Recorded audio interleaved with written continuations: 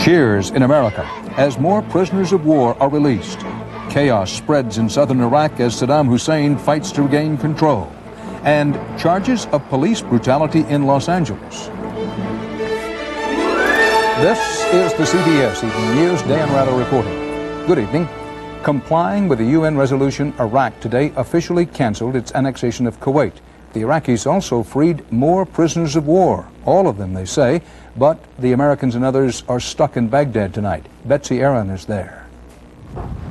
Baghdad was battered by gale force winds all day, the weather causing a delay in the prisoner exchange. This morning, the Iraqis turned over 35 prisoners of war to the Red Cross. 15 Americans, an Italian, 9 Britons, 9 Saudis, and 1 Kuwaiti. They look all very happy to me, but as I said yesterday, I don't want to go into any medical aspects.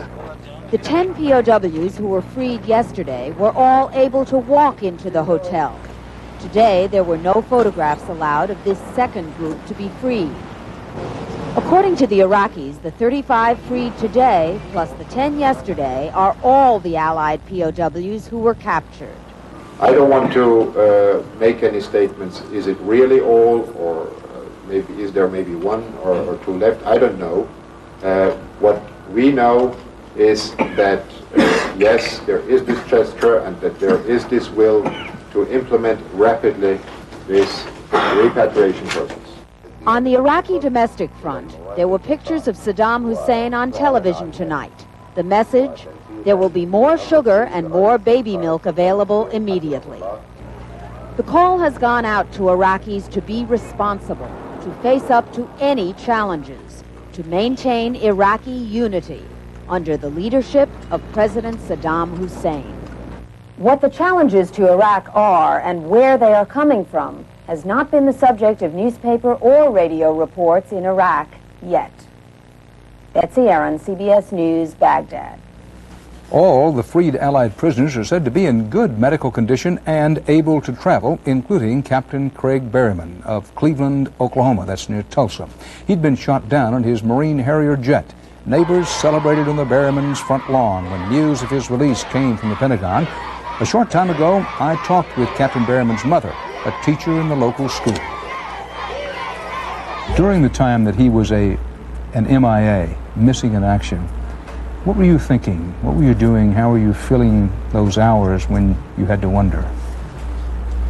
We had many friends and many family members that spent many hours with us, and we had the hopes and the prayers of all of our friends and family through all of those hours to just uplift us.